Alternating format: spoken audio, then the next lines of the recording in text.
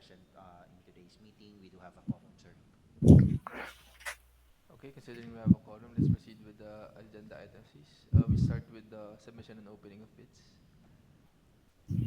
Yes, Mr. Chair.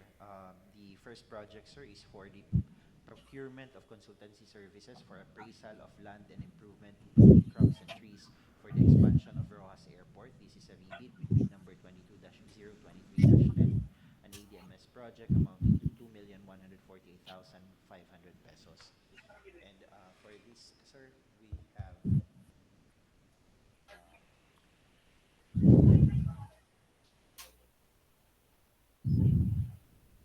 we only have one shortlisted bidder for this. We also have representative also present today, Mr. Chair, requesting for the representative to be admitted, sir. All right, please admit.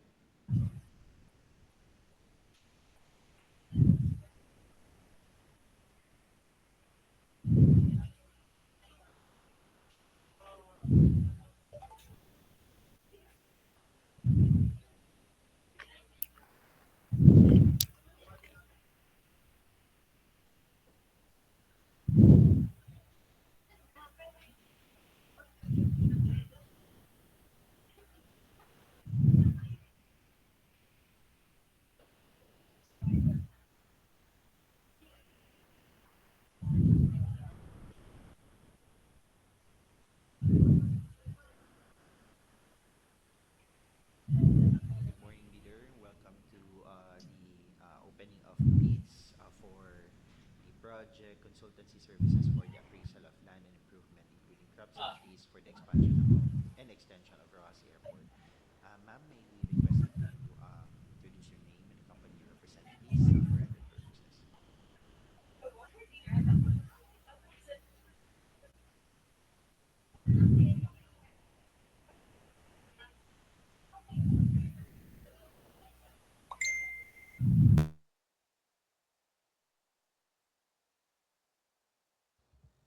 Thank you, ma'am. Permission to proceed with the opening, Mr. Chair. Go ahead, please. The submitted bid of Top Consult is properly labeled for the project, and it is sealed.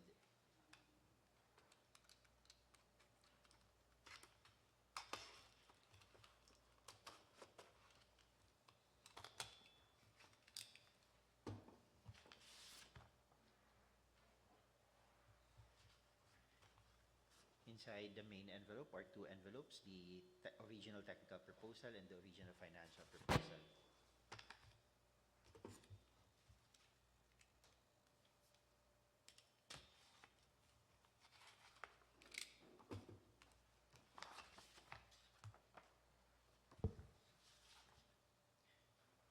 The submitted technical proposal is properly paginated with signatures or initials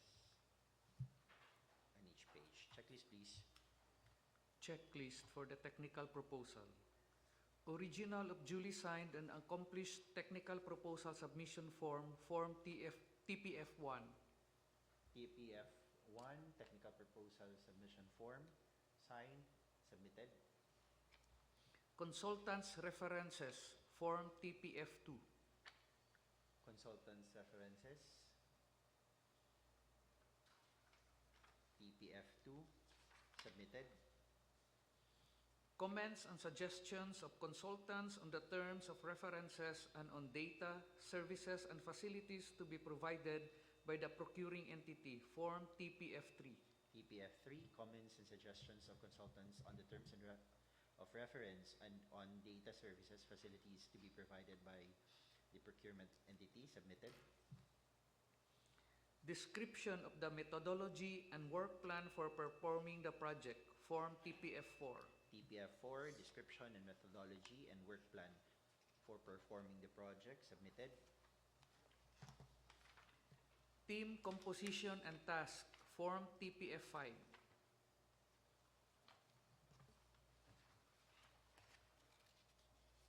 TPF5, team composition and task, submitted. Format of Curriculum Vitae CB for Proposed Professional Staff, Form TPF6. TPF6, CV for the proposed professional staff submitted. Time Schedule for Professional Personnel, Form TPF7.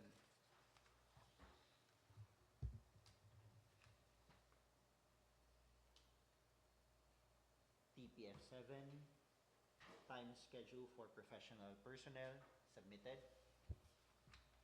Activity Work Schedule, Form TPF8. TPF8, activity work schedule submitted.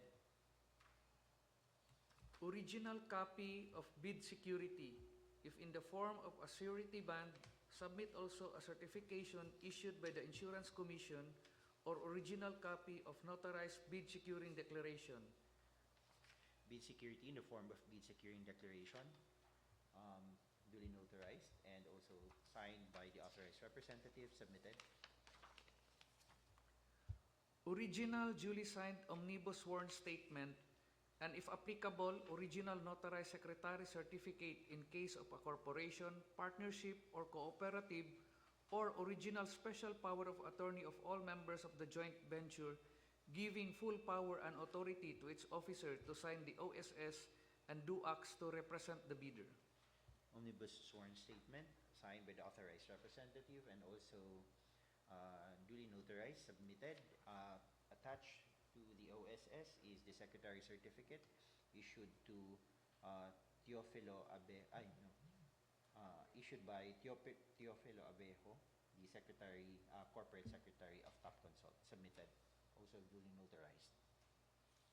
Certification under oath attesting that they have no pending cases against the government, in addition to the eligibility requirements as prescribed under the 2016 Revised Implementing Rules and Regulation of RA 9184.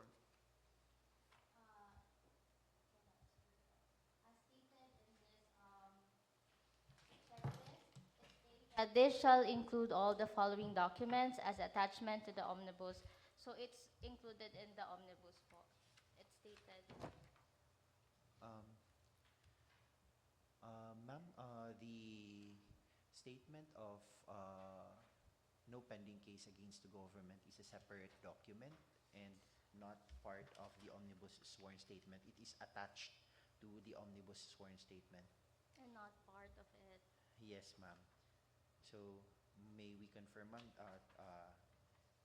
there is no attached statement of no pending case against the government po. Yes. Mr. Chair, we would like to put on record, sir, that the proposal of Top Consult Incorporated has no attachment to the omnibus sworn statement, which is the omnibus sworn, which is the statement of no pending case against the government. With that, Mr. Chair, the technical working group is now recommending for the disqualification of the proposal of Top Consult Incorporated for failure to comply the attachments as required in the omnibus sworn statement for consideration and approval of the committee, sir. All right, we have your recommendation from the TWG. Can we have a motion, please? Motion, Mr. Chair. Go ahead, sir. I move to adopt the recommendation of the TWG to disqualify Top Consult Incorporated for failure to attach the required documents, specifically the no pending case against the government. All right, thank you. Do you have a second? I second the motion, Mr. Chair. Thank you, ma'am. There being motion duly seconded, the recommendation of the TWG for the disqualification of the bidder is hereby adopted, and the motion is carried. Thank you, Mr. Chair. Ma'am, magfa-file po ba kayo ng motion for consideration po? Yes. Okay Since po. it's already included in our omnibus, I mean, the certification itself, we can submit within the day, but if we're not allowed to, and you would not consider that these statements are already included in our omnibus, then we can file a motion for consideration if that's possible. Sige, ma'am. Meron po kayong 3 calendar days from today po to submit your written motion for consideration po in order for the committee to resolve your MR. Thank you po. Meantime po, ma'am, isisil po muna namin yung submitted documents mo po. Pa-initialan nyo na lang po.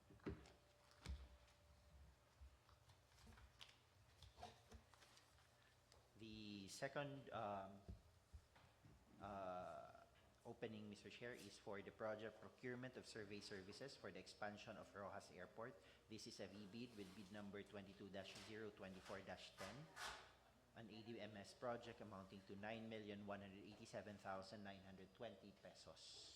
And for this, Mr. Chair, we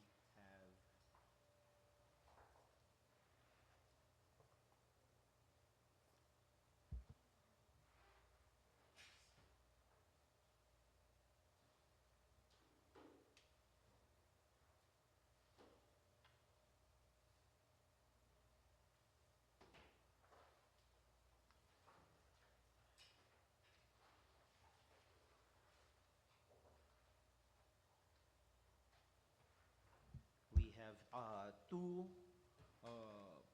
shortlisted bidders for this, sir. Number one is from ECE Engineering and Surveying Services and from AC Tiban Surveying Office. May bidder ba nika? Yeah, meron po. Requesting to admit the bidders, Mr. Chair. Please admit. So sa lahat na doon sa proposal mo, sa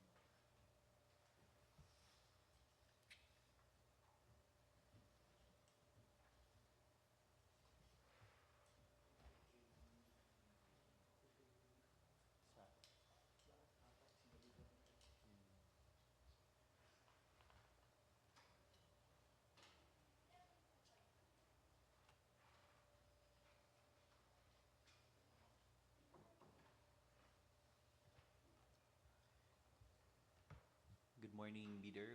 Welcome to the opening of bids for the project procurement of survey services for the expansion of Roxas Airport. Sir, for our records purposes, kindly introduce your name, sir, and the company you represent, please.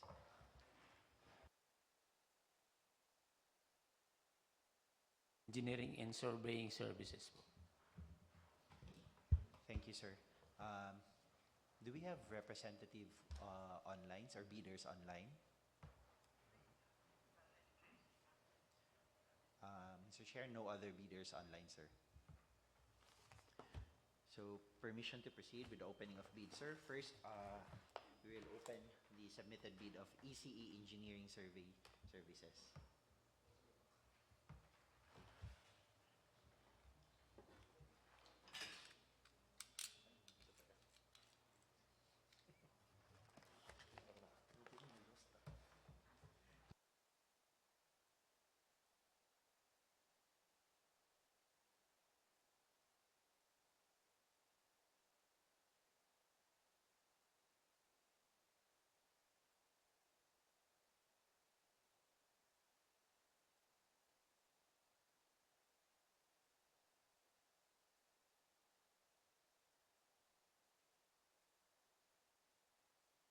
Inside the main envelope are the following documents: the technical proposal, which consists of 3 copies: original copy, copy 1, and copy 2. And we also have here the financial proposal with copy 1 and copy 2.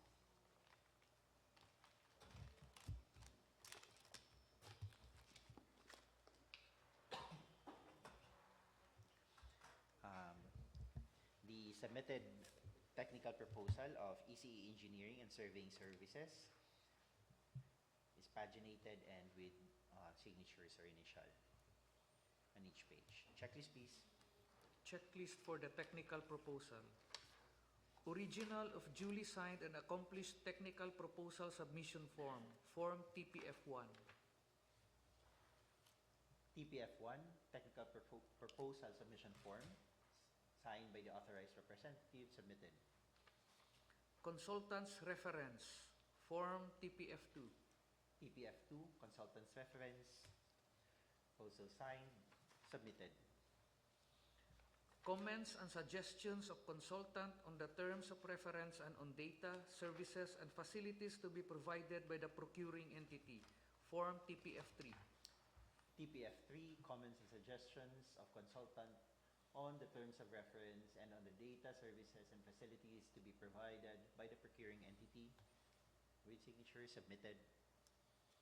Description of the methodology and work plan for performing the project. Form TPF4. TPF4, description of the methodology and work plan for performing the project with signature submitted. Team composition and task. Form TPF5. TPF5, team composition and task submitted. Format of curriculum vitae for proposed professional staff. Form TPF6. TPF6, CV for the proposed professional staff submitted. Time schedule for professional personnel. Form TPF7. TPF7, time schedule for professional personnel with signature submitted. Activity work schedule. Form TPF8. TPF8, activity work schedule submitted. Original copy of bid security. If in the form of a surety bond, submit also a certification issued by the Insurance Commission or original copy of notarized bid securing declaration. Bid security in the form of bid securing declaration signed by the authorized representative and duly notarized submitted.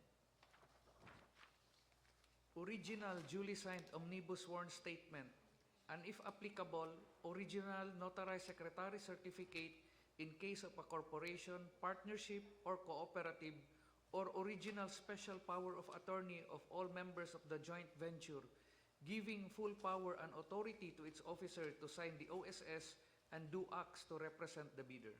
Omnibus sworn statement signed by the proprietor and also notarized together with the special power of attorney submitted.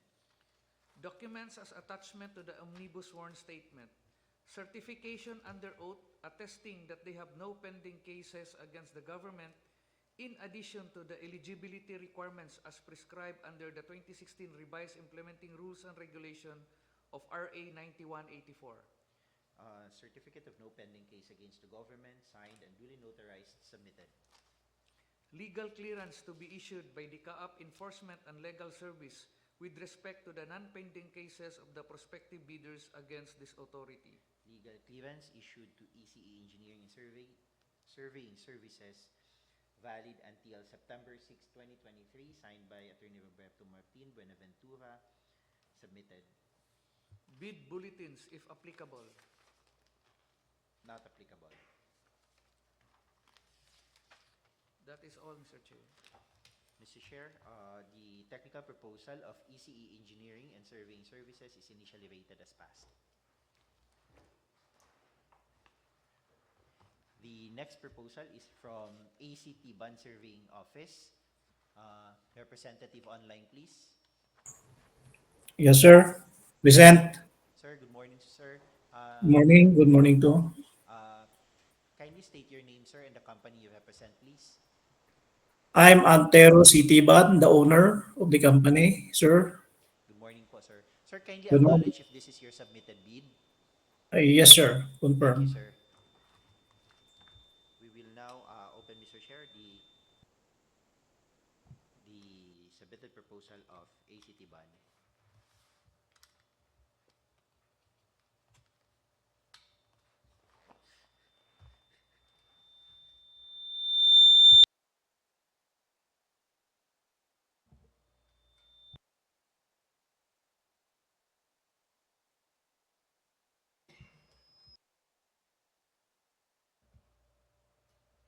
Okay na, dapat itaas lang.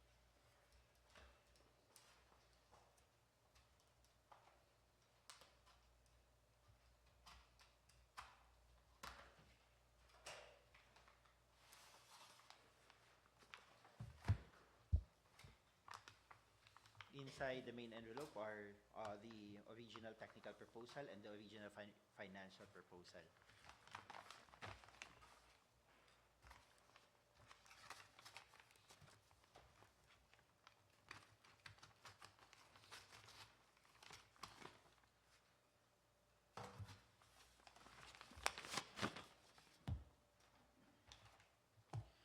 The submitted technical proposal of ACT Band Surveying Office is paginated and with signatures and initials in each page.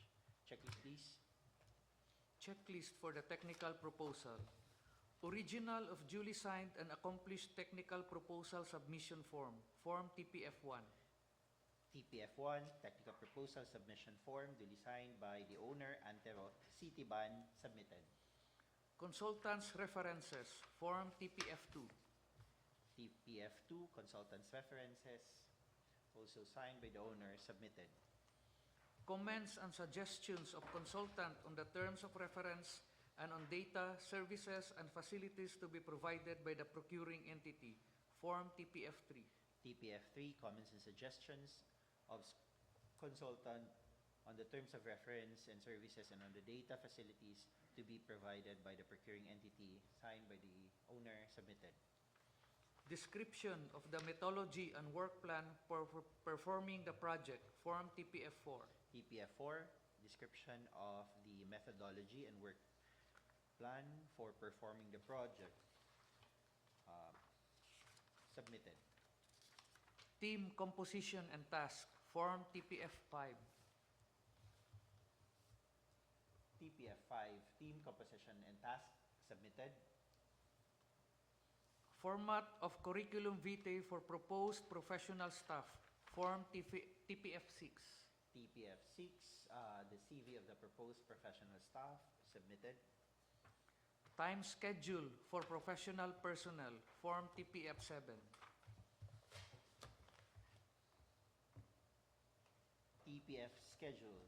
TPF7, time schedule for performing professional staff, submitted. Activity work schedule, Form TPF8.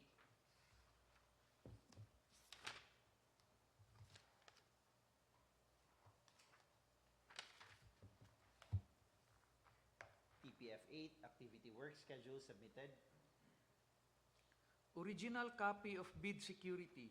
If in the form of a surety bond, submit also a certification issued by the Insurance Commission or original copy of notarized bid securing declaration.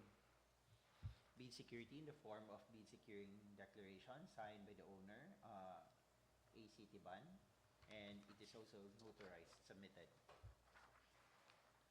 Original duly signed omnibus sworn statement, and if applicable, original notarized secretary certificate in the case of a corporation, partnership, or cooperative, or original special power of attorney of all members of the joint venture giving full power and authority to its officer to sign the OSS and do acts to represent the bidder. Omnibus sworn statement signed by the owner, Antero Citiban, and also notarized, submitted. Documents as attachment to the omnibus sworn statement. Certification under oath attesting that they have no pending cases against the government in addition to the eligibility requirements as prescribed under the 2016 Revised Implementing Rules and Regulation of RA 9184. Affidavit of no pending case against the government, signed and duly notarized, submitted. Legal clearance to be issued by the CAAP Enforcement and Legal Service with respect to the non-pending cases of the prospective bidders against this authority. Legal clearance issued by ELS, issued to ACT Band Surveying Offices, valid until September 6, 2023, signed by Attorney Roberto Martin as Buenaventura, submitted. Bid bulletins, if applicable. Not applicable. That is all, Mr. Chair. Mr. Chair, the technical proposal of ACT Ban Surveying Office is initially rated as passed.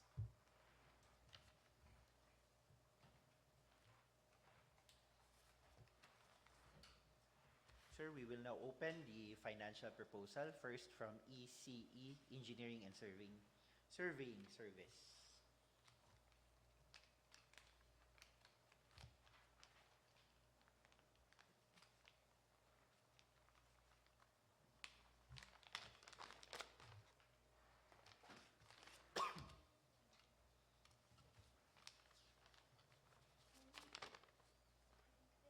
Ay, technical pa pala.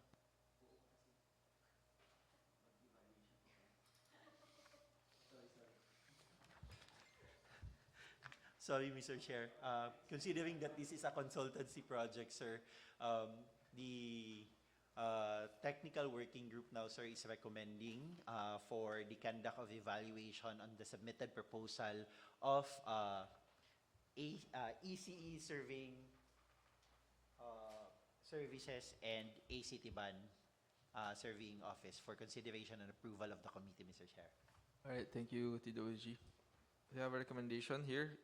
Do you have any questions? If there's none, let's have a motion, please. Motion, Mr. Chair. Yes, sir. I move to adopt the recommendation of the TWG to conduct a bid evaluation on the technical proposal of EC and ACT ban surveying offices. All right, Second the motion, Mr. Chair. thank you. There being a motion duly seconded, the recommendation of the TWG for the conduct of evaluation of the open bids, technical components is hereby adopted, and the motion is carried.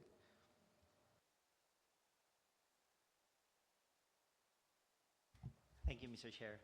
The next project, sir, is the opening of bids for the procurement of consultancy services for the appraisal of land and improvements, including crops and trees, for the expansion of Vigan Airport. A rebid with bid number 22-026-10, and amounting to 1,193,700 pesos, an ADMS project. And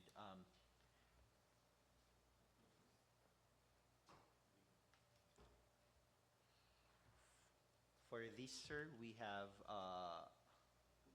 two bidders. One is from Top Consult Incorporated, and the other is from First Independent Value Expert Incorporated. Requesting to admit the bidders, sir.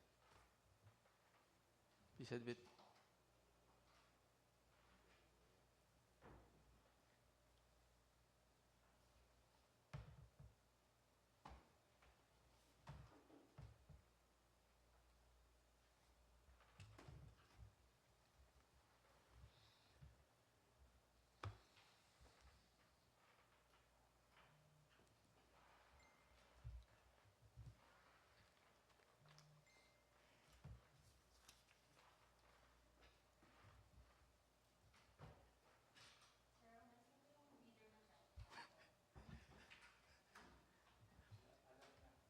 Do we have a bid representative online for First Independent Value Experts Incorporated? Mr. Chair, would like to inform the committee that no bidder representative online and physical in attendance today, sir. So, permission to proceed, Mr. Chair, with the opening of the bids. First, from Top Consult Incorporated. Please proceed.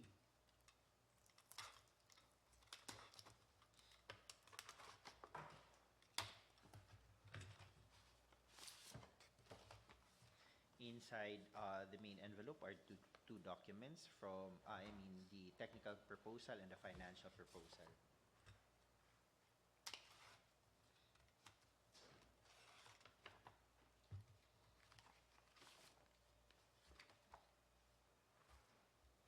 The submitted technical proposal of Top Consult is paginated and with signatures. Checklist, please.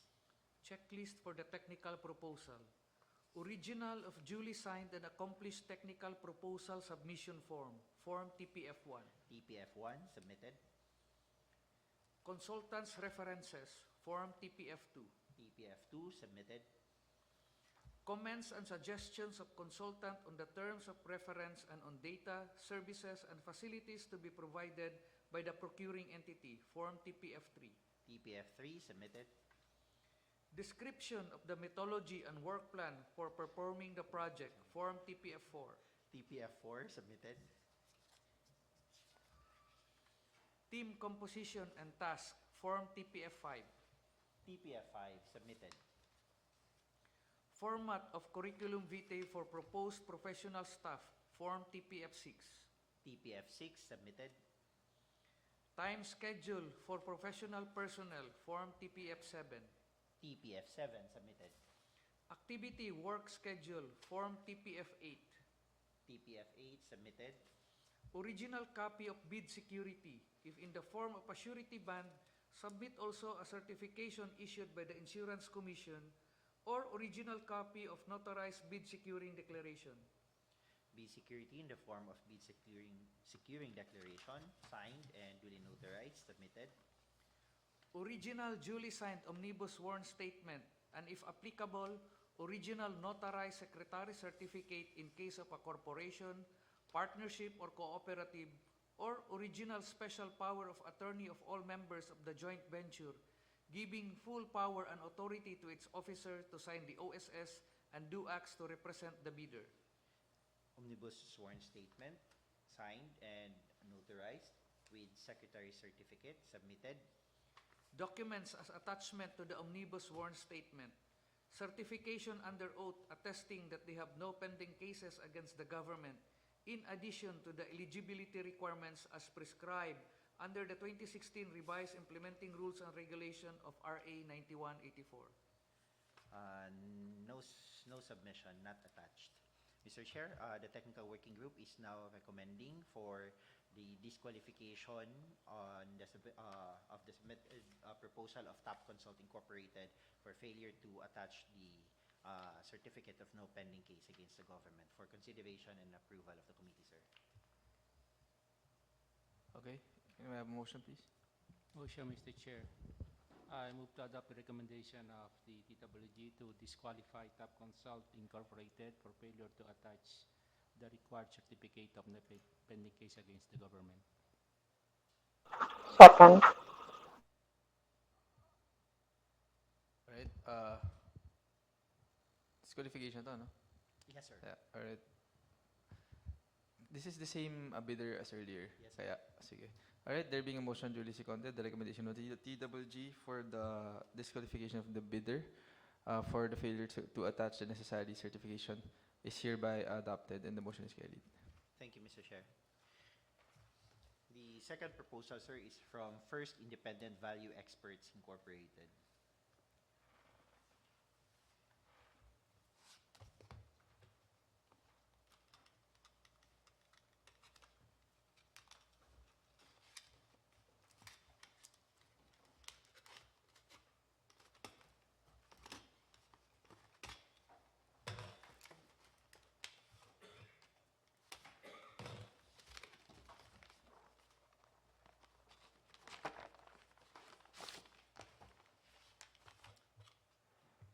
Inside the main envelope are two envelopes, the original technical proposal and the original financial proposal.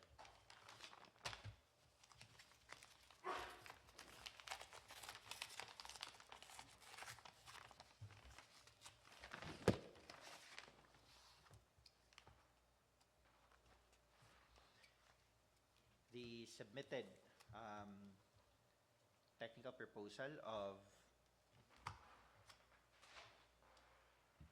First Independent Value Experts is paginated and with signatures or initial. Checklist, please. Checklist for the technical proposal. Original of duly signed and accomplished technical proposal submission form, Form TPF1. TPF1, technical proposal submission form signed by the President of First Independent Value Experts Incorporated, Jimmy Razon. Submitted. Consultants references, Form TPF2. TPF2, consultants references, submitted. Comments and suggestions of consultant on the terms of reference and on data, services, and facilities to be provided by the procuring entity, Form TPF3. TPF3, comments and suggestions on the TOR and on data, services, and facilities to be provided by the procuring entity, submitted. Description of the methodology and work plan for performing the project, Form TPF4. TPF4, description of the methodology and work plan for performing the project, submitted. Team composition and task, Form TPF5. TPF5, team composition and tasks, submitted. Format of curriculum vitae for proposed professional staff, Form TPF6. TPF6, format of CVE for the proposed professional staff, submitted. Time schedule for professional personnel, Form TPF7. TPF7, Time schedule for professional personnel submitted. Activity Work Schedule, Form TPF-8.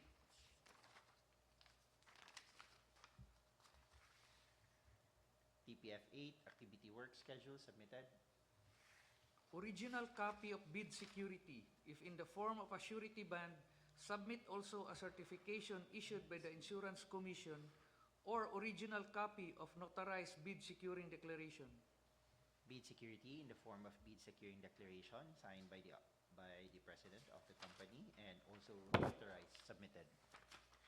Original duly signed omnibus sworn statement, and if applicable, original notarized secretary certificate in the case of a corporation, partnership, or cooperative, or original special power of attorney of all members of the joint venture, giving full power and authority to its officer to sign the OSS and do acts to represent the bidder.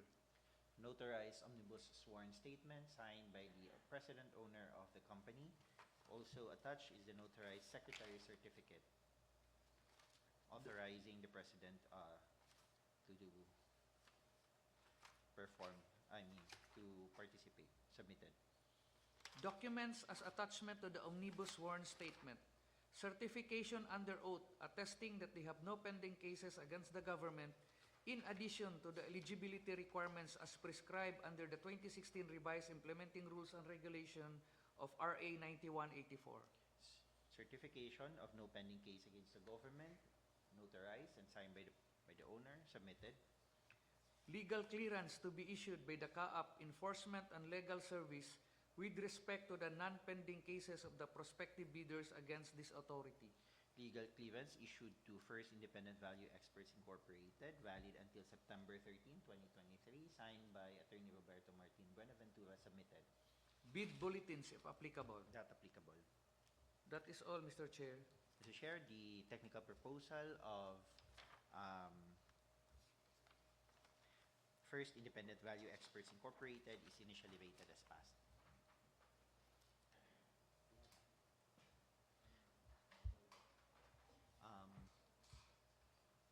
The technical working group, Mr. Chair, is now recommending for the conduct of evaluation on the submitted proposal for the project, procurement of survey services for the expansion, for the appraisal of land and improvement, including crops and trees for the expansion of Vigan Airport for consideration and approval, sir.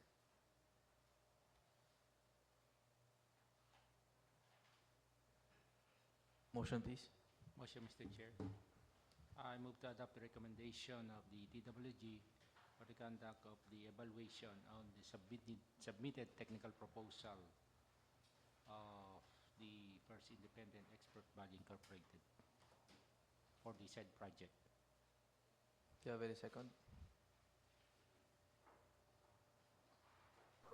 Second. Thank you. There being motion duly seconded, the recommendation of TWG for the conduct evaluation of the opened technical component bids is hereby adopted. The motion is carried. Let's proceed, please. Thank you, sir. The fourth project, sir, is the procurement of consultancy services for the appraisal of land improvements, including crops and trees, for the expansion and extension of Baler Airport. This is a rebid project with bid number 22-028-10, amounting to 700,850 pesos, an ADMS project, and we have two submitted proposals, one from Top Consult and the other one is First Independent Value Experts Incorporated. Permission to proceed now, Mr. Chair, with the opening of the submitted proposal of Top Consult. Go ahead, please.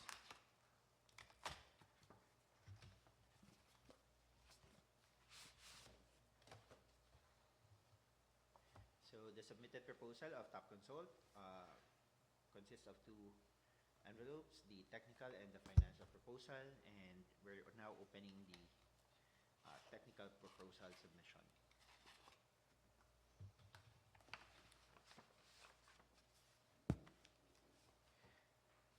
The submission is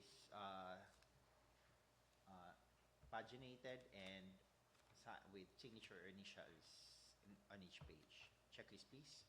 Checklist for the technical proposal. Original of duly signed and accomplished technical proposal submission form, Form TPF-1. TPF1 submitted. Consultants references, Form TPF2. TPF2 submitted. Comments and suggestions of consultant on the terms of reference and on data, services, and facilities to be provided by the procuring entity, Form TPF3. TPF3 submitted. Description of the methodology and work plan for performing the project, Form TPF4. TPF4 submitted. Team composition and task, Form TPF5. TPF5 submitted. Format of curriculum vitae for proposed professional staff, Form TPF6. TPF6 submitted. Time schedule for professional personnel, Form TPF7. TPF7 submitted. Activity work schedule, Form TPF8. TPF8 submitted. Original copy of bid security, if in the form of a surety bond, submit also a certification issued by the Insurance Commission or original copy of notarized bid securing declaration. Bid security in the form of bid securing declaration, signed and duly notarized, submitted. Original duly signed omnibus sworn statement, and if applicable, original notarized secretary certificate in case of a corporation, partnership, or cooperative, or original special power of attorney of all members of the joint venture, giving full power and authority to its officer to sign the OSS and do acts to represent the bidder. OSS duly signed and notarized with attached secretary certificate, submitted. Documents as attachment to the omnibus sworn statement. Certification under oath attesting that they have no pending cases against the government, in addition to the eligibility requirements as prescribed under the 2016 revised implementing rules and regulation of RA 9184. Not submitted. Mr. Chair, the technical working group is now recommending for the disqualification of Top Consult Incorporated for failure to submit the certification of no pending case against the government for consideration and approval, sir. All right, let's have a motion, please. Motion, Mr. Chair. I move to adopt the recommendation of the technical working group to disqualify Top Consult Incorporated for failure to submit the required no certification of no pending case against the government. Do you have a second? Second. Second motion, Mr. Duly Chair. seconded the recommendation of the TWG for the disqualification of the bidder for failure to comply with the necessary certification is hereby adopted. The motion is carried. Let's proceed, please. Thank you, sir. The second proposal is from First Independent Value Experts Incorporated. The proposal is sealed and signed.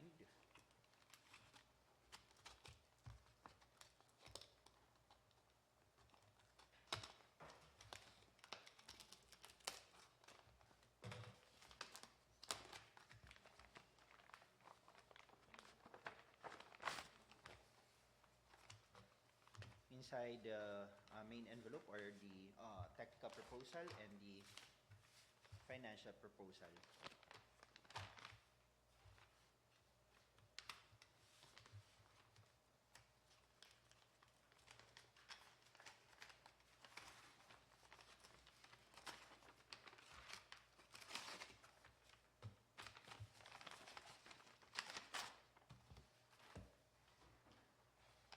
The submitted technical proposal is paginated and with signatures or initial of the authorized representative in each page. Checklist, please. Checklist for the technical proposal. Original of duly signed and accomplished technical proposal submission form, Form TPF1. TPF1, Technical Proposal Submission Form, signed by the President of First Independent Value Experts Incorporated, submitted. Consultants references, Form TPF2. TPF2, Consultants References, submitted. Comments and suggestions of consultant on the terms of reference and on data, services, and facilities to be provided by the procuring entity, Form TPF3. TPF3, Comments and Suggestions of Consultant on the Terms of Reference and then the data, services, and facilities to be provided by the procuring entity, submitted. Description of the methodology and work plan for performing the project, Form TPF4. TPF4, description of the methodology and work plan for performing projects submitted. Team composition and task. Form TPF5. TPF5, team composition and tasks submitted. Format of curriculum vitae for proposed professional staff. Form TPF6. TPF6, format of CV for the proposed professional staff submitted. Time schedule for professional personnel. Form TPF7. TPF7, time schedule for professional personnel submitted. Activity work schedule. Form TPF8. TPF8, activity work schedule submitted. Original copy of bid security. If in the form of a surety bond, submit also a certification issued by the Insurance Commission or original copy of notarized bid securing declaration. Bid security in the form of bid securing declaration, signed and notarized, submitted. Original duly signed omnibus sworn statement, and if applicable, original notarized secretary certificate in case of a corporation, partnership, or cooperative, or original special power of attorney of all members of the joint venture, giving full power and authority to its officer to sign the OSS and do acts to represent the bidder. Duly notarized omnibus sworn statement signed by the owner, and attached is the secretary's certificate as well, submitted. Documents as attachment to the omnibus sworn statement. Certification under oath attesting that they have no pending cases against the government, in addition to the eligibility requirements as prescribed under the 2016 revised implementing rules and regulation of RA 9184. Certificate of no pending case against the government, signed and duly notarized, submitted. Legal clearance to be issued by the CAAP Enforcement and Legal Service with respect to the non-pending cases of the prospective bidders against this authority. Legal clearance issued by the ELS to First Independent Value Experts Incorporated, valid until September 13, 2023, signed by Attorney Roberto Martin Buenaventura, submitted. Bid bulletins, if applicable. Not applicable. That is all, Mr. Chair. Mr. Chair, the submitted proposal of First Independent Value Experts Incorporated is initially rated as passed.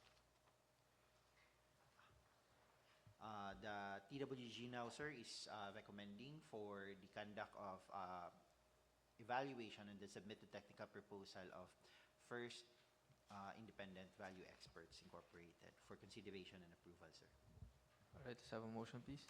Motion, Mr. Chair. I move to adopt the recommendation of the TWG for the conduct of evaluation on the technical proposal of First Independent Value Expert Incorporated. Do you have a second?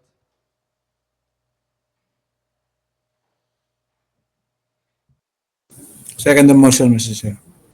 Thank you, sir. There being a motion duly seconded, the recommendation of the TWG for the conduct of evaluation for the open bids is hereby adopted. Motion is carried. Let's proceed, please. Thank you, Mr. Chair. The last project for the submission, for the opening of bids is for the procurement of consultancy services for the appraisal of land and improvements, including crops and trees, for the expansion of Virac Airport. This is a rebid with bid number 22-029-10, amounting to 1,427,200 pesos, an ADMS project. And two submitted proposals, one from Top Consult and the other one is from First Independent Value Experts. We will first open, Mr. Chair, the proposal of Top Consult.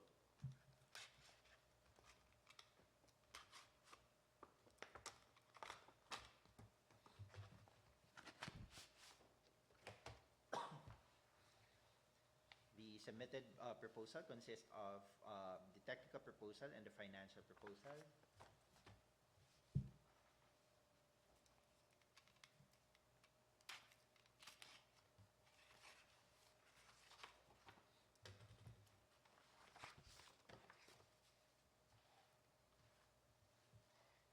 The submitted technical proposal is paginated and with signature on each page. Checklist, please. Checklist for the technical proposal. Original of duly signed and accomplished technical proposal submission form, Form TPF1. TPF1 submitted. Consultants References, Form TPF2. TPF2 submitted. Comments and suggestions of consultant on the terms of reference and on data, services, and facilities to be provided by the procuring entity, Form TPF3. TPF3 submitted. Description of the methodology and work plan for performing the project, Form TPF4. TPF4 submitted. Team composition and task, Form TPF5. TPF5 submitted. Format of curriculum vitae for proposed professional staff, Form TPF6. TPF6 submitted. Time schedule for professional personnel, Form TPF7. TPF7 submitted. Activity work schedule, Form TPF8. TPF8 submitted. Original copy of bid security, if in the form of a surety band, submit also a certification issued by the Insurance Commission, or original copy of notarized bid securing declaration. Bid security in the form of bid securing declaration, signed and also notarized, submitted. Original duly signed omnibus sworn statement, and if applicable, original notarized secretary certificate in case of a corporation, partnership, or cooperative, or original special power of attorney of all members of the joint venture, giving full power and authority to its officer to sign the OSS and do acts to represent the bidder. Omnibus sworn statement, signed and notarized with attached secretary certificate, submitted. Documents as attachment to the omnibus sworn statement.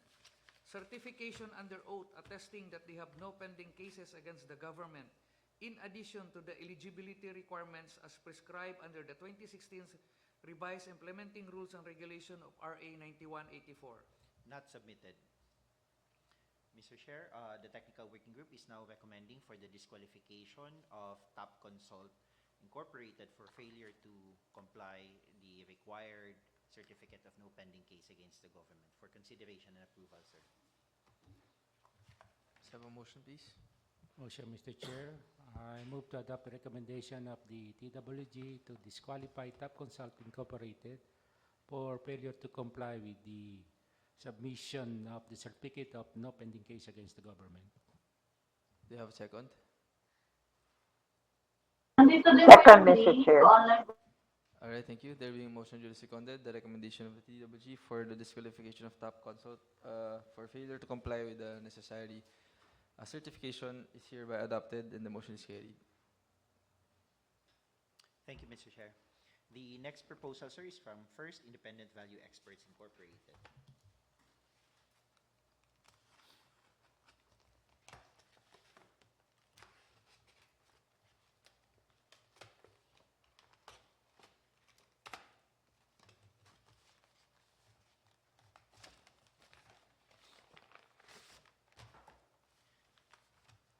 The submitted proposal of First Independent Value Experts consists of technical proposal and the financial proposal.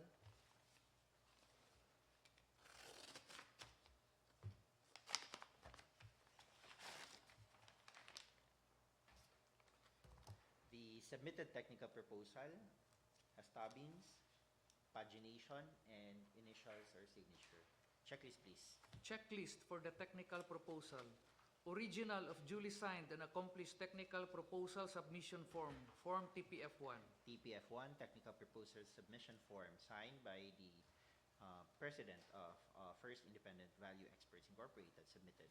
Consultants References, Form TPF2. TPF2, Consultants References, submitted.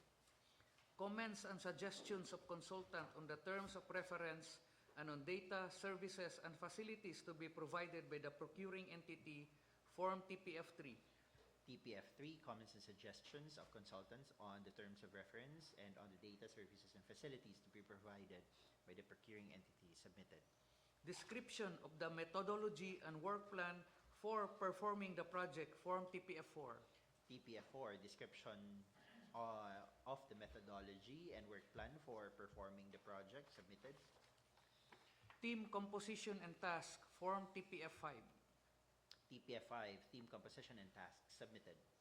Format of curriculum vitae for proposed professional staff, Form TPF6. TPF6, CV of the proposed professional staff submitted. Time schedule for professional personnel, Form TPF7. TPF7, time schedule for professional personnel submitted. Activity work schedule, Form TPF8. TPF8, activity work schedule submitted. Original copy of bid security, if in the form of a surety bond, submit also a certification issued by the Insurance Commission or original copy of notarized bid securing declaration. Bid security in the form of bid securing declaration, signed and notarized, submitted. Original duly signed omnibus sworn statement, and if applicable, original notarized secretary certificate in case of a corporation, partnership, or cooperative, or original special power of attorney of all members of the joint venture, giving full power and authority to its officer to sign the OSS and do acts to represent the bidder. Omnibus sworn statement, signed and notarized, with attached secretary certificate submitted. Documents as attachment to the omnibus sworn statement.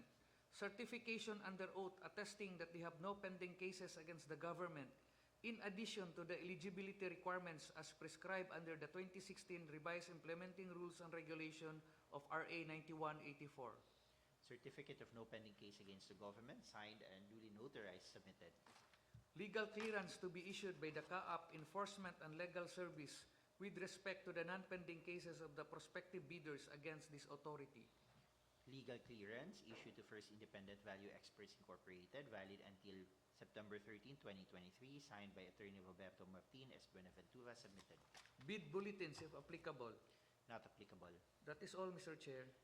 The submitted proposal of First Independent Value Experts Incorporated is initially rated as passed.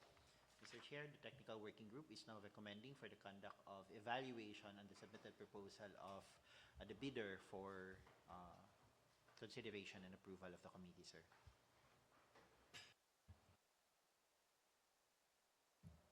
Motion, Mr. Chair. Go ahead, sir. Move to adopt the recommendation of the TWG for the conduct of evaluation on the technical proposal of First Independent Value Expert Incorporated. Second. Right. There being a motion duly seconded, the recommendation of TWG for the conduct of evaluation of the open bids is hereby adopted. The motion is carried. Let's proceed, please. Thank you, Mr. Chair. Moving on, sir, we will now proceed to the pre-bid conference. This is for the project supply and delivery of 8 units, 6x6 ARFF vehicle for various airports. Bid number 23-005-02, amounting to 800 million pesos, an ADMS project. And the ADMS technical personnel, Mr. Chair, is ready to present the project. We also have representatives, prospective bidders online, Mr. Chair, requesting to be admitted. Yes, let's admit and acknowledge them, please, and let's proceed with the presentation. BAC Secretariat, please kindly admit all the bidders online. And ADMS to present, please.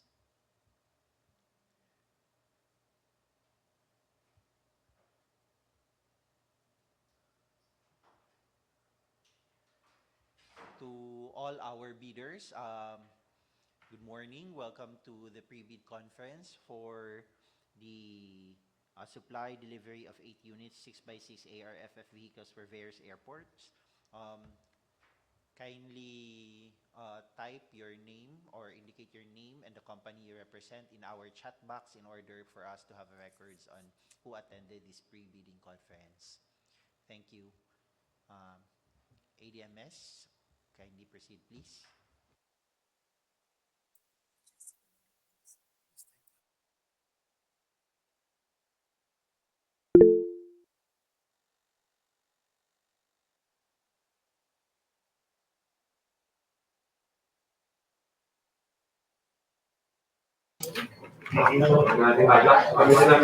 Yes, hello. Good morning to the back and to the. Tom, Yes, sir. sir, I think may feedback, nagfi-feedback. leaders.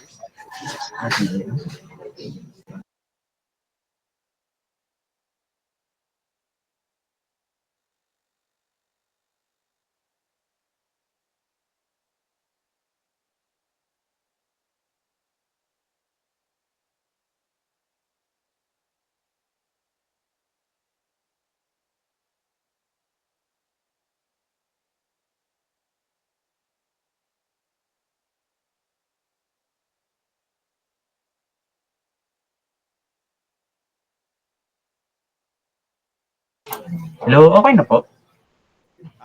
Yes, Tom. Yeah. Hello, good morning to the back and to our prospective leaders. I'm Thomas Santos from the Rescue and Firefighting Unit of ADMS here to present for the pre-bid conference for the supply and delivery of 8 unit 6x6 ARFF vehicles for various airports. So for the project details, the project title is Supply and Delivery of 8 unit 6x6 ARFF vehicles for various airports, and the source of fund will be the CAAP APPCY 2023 to 2024 under a multi-year budget allocation.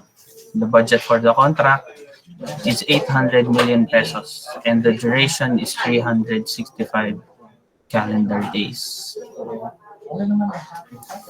The distribution list of the 8 units firefighting vehicles will be Lawag, Bicol, Calibo, Bohol, Panglao, Tacloban, Laguindingan, General Santos, and Butuan airports. And for the terms of reference for this project, bidders must have a maintenance capability to perform within the service warranty period. Maintenance and/or minor repairs such as but not limited to troubleshooting and replacement of fast-moving items or spare parts, fan belts, filters, etc. within 3 days after notification, and for major repairs within 30 days after notification. Bidders must submit an exclusive distributorship or authorized distributorship of the ARFF vehicle certified and duly authenticated by the Philippine Consulate in the country of origin. Bidders must submit documentary evidence that they have a service center or provider counterpart authorized by the OEM, the original equipment manufacturer, located in the Philippines and registered with the Securities Exchange Commission. Bidders shall submit a manufacturer's compliance certification that the ARFF vehicles to be supplied meet the latest standards of any of the following: ICAO NFPA 414-2020 edition and the FAA as may be applicable. Bidders shall submit as part of the bidding documents a brochure containing the detailed technical description of its ARFF vehicles and a certification that the ARFF vehicles to be offered are compliant with the CAAP's technical requirements under these terms of reference. Bidders must have a warranty of 5 years for parts, labor, and maintenance of the ARFF vehicles as provided under this TOR. Bidders must supply accessories and tools for rescue operations and communications, which include windscreen wiper blades, fan belts, some lamps used in indicators or vehicle lighting systems, and oil or air filters. Bidders shall accommodate the following CAAP personnel for factory inspection and acceptance and provide trainings to CAAP personnel as follows: 5 CAAP personnel for factory acceptance per batch of delivery, 2 CAAP ARFF personnel per recipient airport for training on operations per batch of delivery, 2 CAAP ARFF personnel for extensive maintenance training per batch of delivery, all ARFF crew or personnel in airports of destination for on-site training on operations, and 5 recurrency trainings on extensive maintenance every 2 years. Bidders must not be blacklisted or barred from the bidding by the government of any country, any of its agency, offices, corporation, or local government units, and not included in the consolidated blacklisting report by the GPPB. Bidders should have completed at least 2 contracts for the supply and delivery of ARFF vehicles within the last 5 years, the largest of which must be equivalent to at least half of the percentage of the ABC as provided in this TOR. Bidder should have delivered 6x6 ARFF vehicles in Southeast Asia in the Pacific countries within the last 5 years to ensure that its vehicles are suitable for tropical climates. Bidders shall submit a certificate of good standing from the end user of previously delivered ARFF vehicles. Bidders must submit a sworn certification that the model being offered could be supported for at least 10 years in terms of spare parts availability and service from the date of the issuance of the acceptance and inspection certificate. In case of a joint venture agreement, all requirements and documents submitted must be in accordance and or in compliance with RA 9184. The winning supplier must deliver 8 units of ARFF vehicles within 12 months from the issuance of the NTP.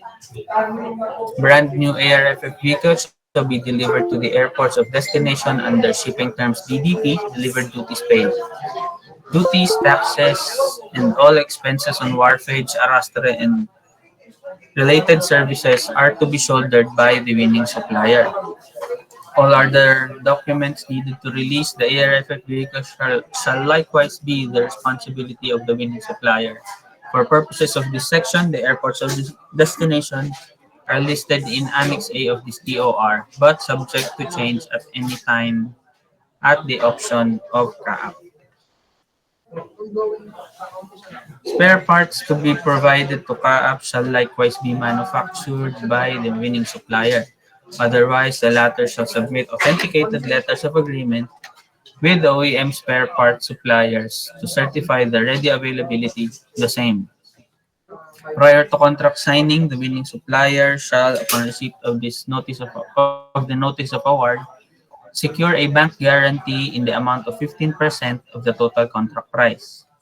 Prior to acceptance, the winning supplier shall provide 5 sets of periodic and or time change spare parts at no additional cost to CAAP. Prior to acceptance, the winning supplier shall facilitate LTO registration of the ARFF vehicles within 60 days from delivery, provided that the submission of the proof of complete filing of vehicle registration requirements to the LTO is a prerequisite to the issuance of an acceptance and inspection certificate for the respective vehicles. Under the payment terms, the terms of payment shall be as follows. At 1.1 on contract signature, 15% of the total contract price shall, upon submission of a claim for advance payment and the bank guarantee as provided in Section 24, be paid within 60 days from the signing of the contract, which shall remain valid until the goods are delivered. On delivery, 60% of the total contract price per vehicle delivered shall be paid to the supplier within 60 days after the date of receipt of the goods at the airport of destination and upon submission of documents 1 through 6 as specified in the SEC provision on delivery and documents. Acceptance, the remaining 20% of the total contract price shall be paid to the supplier within 60 days after the date of submission of the acceptance and inspection certificate for the delivery of the 8 ARFF vehicles to be issued by CAAP's authorized representative. In the event that no acceptance and inspection certificate is issued by CAAP's authorized representative within 45 days from the date shown on the delivery receipt, the supplier shall have the right to claim payment of the remaining 20%, subject to CAAP's own verification of the reasons for the failure to issue documents 7 and 8, as described in the SEC provision on delivery and documents. All progress payments shall first be charged against the advance payment until the latter has been fully exhausted. 5% of the total contract price shall be covered by a special bank guarantee to cover the supplier's warranty obligations as provided under this TOR. Delivery schedules. The delivery period of the ARFF vehicle shall be within 12 months from the issuance of the notice to proceed. The technicality: to avoid disqualification for technical reasons, bidders are advised to go over the bid documents thoroughly and comply with all requirements. The CAAP BAC reserves the right to declare a failure of bidding when all prospective bidders are declared ineligible, when all bids fail to comply with all the bid requirements, or when the winning bidder refuses without justifiable cause to accept the award of contract without thereby incurring any liability to the affected bidders. CAAP reserves the right to accept or reject any bid, to annul the bidding process, and to reject all bids at any time prior to contract award without thereby incurring any liability to the affected bidders if lawful, valid, and justifiable grounds exist specified in Section 41 of RA 9184. Queries must be submitted in writing at least 10 days before bid opening, and only those who purchase the bid documents shall be answered through bid bulletin, copy furnished to all bidders. The distribution or delivery schedule to airports of destination of the ARFF vehicles is indicated in the Schedule of Requirements. Bidders shall consider all expenses associated with the delivery in their financial bid. All documents, legal, technical, and financial submitted shall be paginated. Example, page 1 of 100, page 2 of 100, 3 of 100, until page 100 of 100 at the bottom center page of each document and must be properly tabbed. Subject to Section 37.1 of the revised IRR of RA 9184, in the case of foreign bidders, the eligibility requirements under Class A documents may be substituted by the appropriate equivalent documents, if any, issued by the country of foreign bidder concerned. The eligibility requirements of statements, the bids, and all other documents to be submitted to the BAC must be in English. A translation of the documents in English certified by the appropriate embassy or consulate in the Philippines must accompany the eligibility requirements under Class A and B documents if they are in other foreign language. The provision of Section 43, Rule 12 for procurement of domestic and foreign goods shall not apply. Republic Act number 8749 and its IRR, otherwise known as the Philippine Clean Air Act of 1999, shall be observed and followed by the prospective bidders for the projects. In lieu of a bid security, the bidder may submit a bid securing declaration that is an undertaking which states, among others, that the bidder shall enter into contract with the procuring entity and furnish the required performance security within 10 calendar days or less, as indicated in the bidding documents from receipt of notice of award, and committing to pay the corresponding fine and be suspended for a period of time from being qualified to participate in any government procurement activity in the event it violates any of the conditions stated therein, as required in the guidelines issued by the GPPB. Submission of tax clearance per EO 398 series of 2005, and submission of latest income tax and business tax returns in the form specified in the BDS shall be governed by applicable BIR regulations, memorandum circulars, and the latest BIR issuances or pronouncements. Going to the scope of work. The scope of work shall cover supply, procurement, manufacture, commissioning, registration, maintenance, warranty, delivery, and on-site training for the operation and maintenance of 8 units of 6x6 ARFF vehicles with at least 12,500 liters water capacity. The ARFF vehicle shall comply with any of the following: IKO, FAA, or NFPA 414-2020 latest edition standards and the specifications as may be applicable as enumerated hereunder. Number 1, general description, international standard and recommended practices, Annex 14, Aerodromes, Volume 1, Aerodrome Design and Operation, 9th edition, July 2022, IKO. Airport Services Manual, Document 9137, AN 898 Part 1 Rescue and Firefighting 4th Edition, NFPA 414 Standards for ARFF Vehicles 2020 Edition, and FAA Advisory Circular number 150-5520-10D. The ARFF vehicle should be suitable for tropical climate and the body color should be selected from the manufacturer's standard color by the end user. Marking should be in accordance with the end user's instruction. The ARFF vehicle shall meet the fully loaded vehicle performance parameters as specified in Annex B. This TOR and the minimum characteristics for RFF vehicles as specified in Chapter 5 of IKO Document 9137. The chassis for ARFF vehicle shall be a 6x6 ARFF chassis, and the engine for the ARFF vehicle shall be powered by a diesel engine with sufficient horsepower to meet IKO or NFPA 414 requirements on acceleration and performance. For the size vehicle with sufficient cooling system to maintain continuous supply of flow of water, circulation with full load operation of the engine at both stationary and maximum speed. The engine shall be rear-mounted and shall be provided with tilting or sliding hood or swing type or roller shutter door with sufficient access to the engine for service. Engine shall be Euro 5 emissions compliant. More details are provided in Chapter 2, Section 3 of the Terms of Reference. For the transmission of power from the engine to the wheels of the vehicle shall be through an automatic gearbox. The entire drivetrain shall be designed and rated by the component manufacturer as having the strength to slip the wheels of the static loaded vehicle on a surface having a coefficient of friction of 0.8.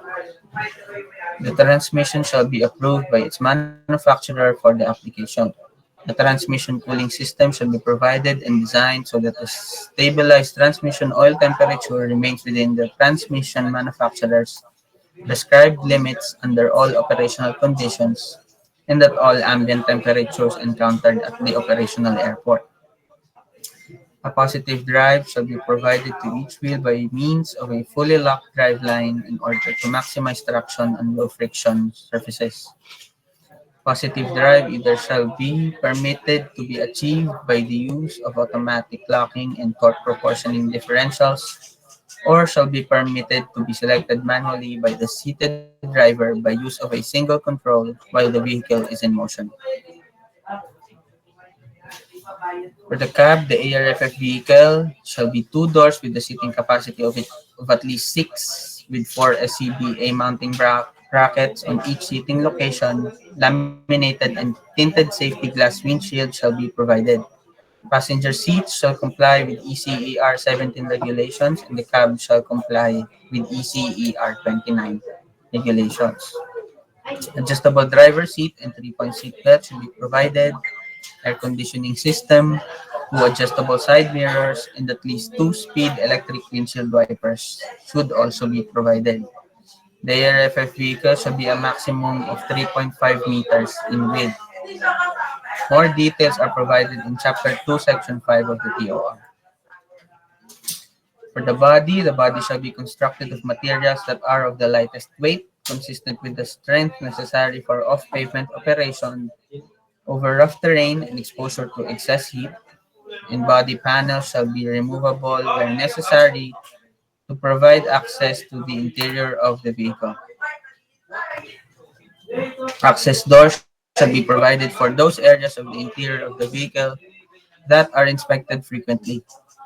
Compartments for storage of equipment and tools to be carried on the vehicle shall have the following characteristics. Should be weather resistant, be self-draining, and lighted.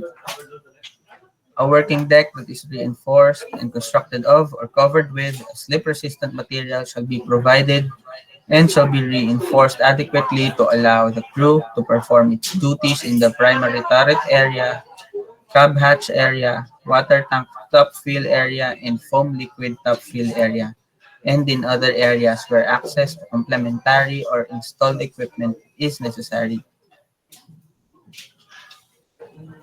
Handrails or bulwarks shall be provided where necessary for the safety and convenience of the crew. Steps or ladders shall be provided for access to the top fill area.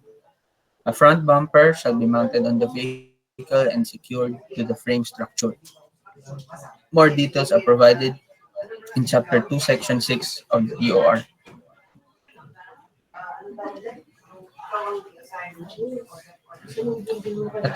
Attachments shall be provided for all tools, equipment, and other items that the purchaser specifies to be furnished on the vehicle. Equipment holders shall be attached and designed so that equipment remains in place under all operating conditions. The equipment holder shall allow the equipment to be readily accessible and removable for use. Each storage compartment identified by the vehicle manufacturer for use by the purchaser shall be labeled with tested weight. Compartment loading shall not be exceeded as identified at the time of vehicle manufacture. Provision shall be made for mounting tools and equipment as specified by the purchaser on the truck. Special tools for servicing the vehicle, fire suppression system, and any of the auxiliary equipment shall be identified specifically by the vehicle manufacturer and furnished as necessary by the vehicle manufacturer. All-wheel drive on these vehicles shall incorporate a drive to the front and rear axles that is engaged at all times during the intended airport service. An interaxle differential shall be installed with automatic means or driver-selected means of differential locking. All traction increasing devices shall be operated by a single control for driving simplicity. Axle and suspension, the ARFF vehicle axles and suspension shall be designed to meet or exceed the requirements of ICAO, FAA, NFPA 414 Standard 2020 edition. The ARFF vehicle suspension shall be provided an off-road high mobility all-wheel to guarantee superior off-road and high-speed paved road capabilities. The ARFF vehicle shall be equipped with power-assisted steering. The steering mechanism shall be so designed as to permit manual steering sufficient to bring the fully loaded vehicle to a safe stop in the event of power assist failure. More details are provided in Chapter 2, Section 8 of the TOR. The braking system shall meet NFPA 414, ECER 13, or equivalent standards. No part of the brake chamber shall project below the axle bolts. The air system shall have the capacity for quick build-up from 0 kPa or 0 psi to release of spring brakes within 15 seconds. More details are provided in Chapter 2, Section 9 of the TOR. For the rims, tire, and wheels, the wheels shall all be all-wheel drive single tire with left or center steering. The size of the tires should be compatible with the gross weight of the vehicle with full load and maneuvers through adverse terrain, handles high-speed turns, and stable inside slope conditions. The ARFF vehicle shall be provided with 2 spare tires and wheel in a serviceable condition. A tire pressure monitor shall also be installed, which can be viewed from a screen inside the cab. More details are provided in Chapter 2, Section 10 of the TOR. The water tank, the ARFF vehicle water tank shall be at least 12,500 liters in capacity in a non-corrosive, maintenance-free tank construction with top water fill opening, vent overflow outlet, mesh screen, baffle plates, and water level gauge. A tank fill or drain of at least 2.5 inches diameter connection shall also be provided. More details are provided in Chapter 2, Section 11 of the Terms of Reference.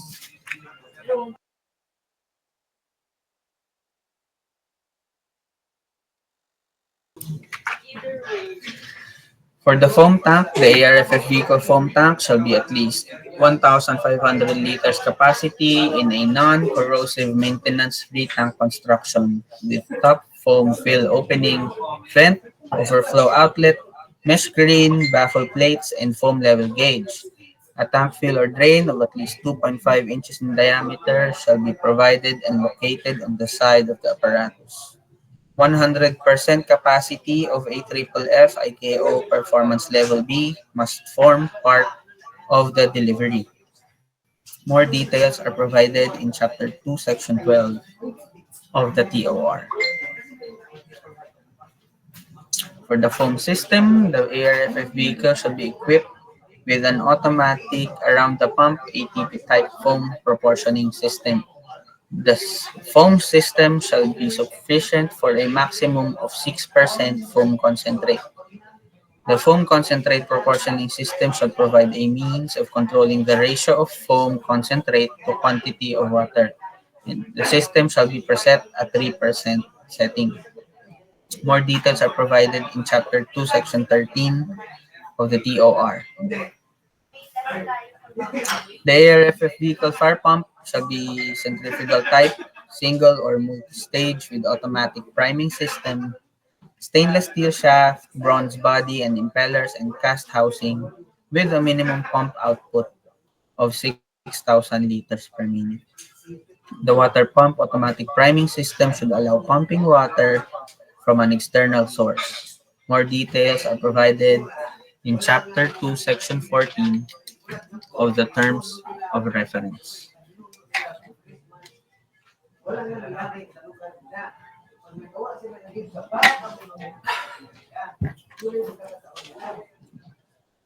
For the piping, all piping connecting systems are of high-grade stainless steel and special rubber corrosion resistant under overpressure and vacuum conditions.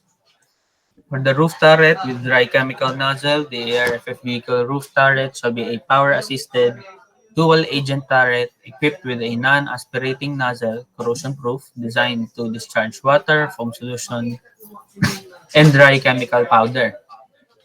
One LED spotlight shall be mounted at the roof turret.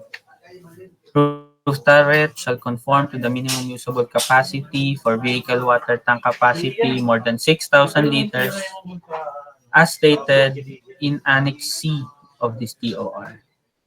More details are provided in Chapter 2, Section 16 of the TOR. For the bumper turret, the ARFF vehicle bumper turret shall be a dual-agent power-assisted turret equipped with a non-aspirating nozzle corrosion-proof designed to discharge water, foam solution, and dry chemical powder. Bumper turret shall conform to the minimum usable capacity for vehicle water tank capacity of more than 6,000 liters as stated in Item 2C of the Annex C of this TOR. More details are provided in Chapter 2, Section 17. For the the under-truck nozzles shall be mounted under the truck and controlled from the cab to protect the bottom of the vehicle and the inner sides of the wheels and tires with foam solution discharged in a spray pattern. The ARFF vehicle shall be provided with 4 under-truck nozzles with a capacity of at least 57 liters per minute, 15 gallons per minute each. The nozzle shall be located to protect the under-truck area as well as the wheels and tires from ground fire and shall be actuated from the cab. Pre-connected hand lines shall be those hand lines for discharging water or foam or both, intended for use as primary ARFF equipment. The ARFF vehicle shall be provided on each side of the lower body of the compartment with one pre-connected hand line, 1.5-inch diameter by 50 feet, double jacket delivery hose with pistol grip nozzle, and one water and foam branch pipe, 1.5 inches diameter with output of 360 liters per minute. More details are provided in Chapter 2, Section 19 of the TOR. For the dual agent hose reel hand line, the ARFF vehicle shall be provided with an electric rewind dual hose reel located in a lower body compartment.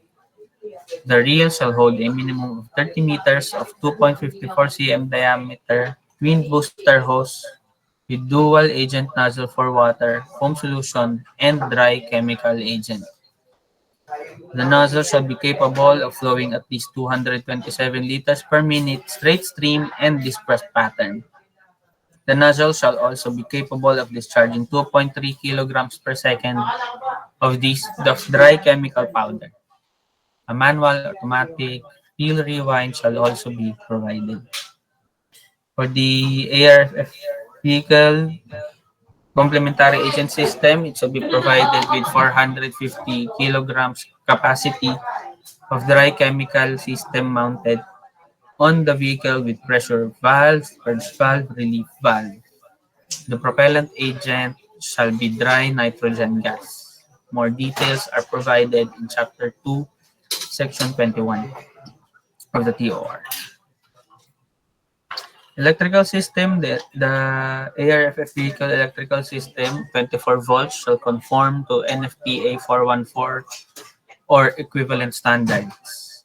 Lighting and electrical equipment, the ARFF vehicle shall be provided with the following: an electronic siren with public address system and front-mounted speaker, strobe lights, blue LED rotating beacon light, deck lights, fog and floodlights, stop, turn, and backup lights with electric backup alarm, compartment lights, step and ground lights, and door ajar alarm. More details are provided in Chapter 2, Section 323 of the TOR. For the power source generator, it should be suitable for the rescue equipment and it should be provided with an output capacity of not less than 5 kVA. It shall be equipped with an electric and manual starter. The ARFF vehicle shall be provided with a forward and back camera system and a 4-channel VHF FM radio shall be mounted in the cab for two-way voice radio communication, linking with the fire station, control tower, and all other aircraft fire and rescue vehicles. The ARFF vehicle shall be painted and marked to comply with the painting and marking standards for IKO, NFPA, and other vehicle-related painting standards and in accordance to the end user's instructions. The metal finish, all exposed ferrous metal surfaces that are not plated or stainless steel or that are not otherwise treated to resist corrosion shall be cleaned thoroughly and prepared and shall be painted in the color specified by the end user. If non-ferrous body components are furnished, the purchaser shall specify which surfaces are to be painted. The paint, including the primer, shall be applied in accordance with the paint manufacturer's recommendation. The paint finish shall be selected for maximum visibility and shall be resistant to damage from firefighting agents. More details are provided in Chapter 2, Section 28 of the TOR. And for the vehicle lettering, numbering, and the reflective striping, it shall be provided in accordance with the end user's instructions. Towing connections, the ARFF vehicle must be equipped with towing connections at the front and the rear whose forces applicable correspond to the total mass of the vehicle load. The ARFF vehicle shall be provided with 3 sets of the following manuals bound in hardcover. 2 copies shall be provided for the end user and 1 copy for the supplier in English language. An electronic file in a readable digital format shall also be provided to the end user. These manuals shall cover the entire vehicle. More details are provided in Chapter 2, Section 31 of the Terms of Reference. ARFF vehicle shall also have a data plate that contains the vehicle information. Details are provided in Chapter 2, Section 31 of the Terms of Reference. The ARFF vehicle shall also be provided with the rescue equipment and which are provided in Chapter 2, Section 33 of the TOR. And testing shall be in accordance with the vehicle test prescribed by IKO Document 9137 Part 1, Section 5.8.2. Details are provided in Chapter 2, Section 34 of the Terms of Reference. For the certification requirements, the Manufacturers' compliance to ICAO FAA or NFPA standards will be required in the Euro 5 emissions compliance certification, ECER 29 or SAE J2420 COE certificate for the cabin crash test, ECER 13 for brake system or equivalent, and ECER 17 certification for the seat attachment to floor.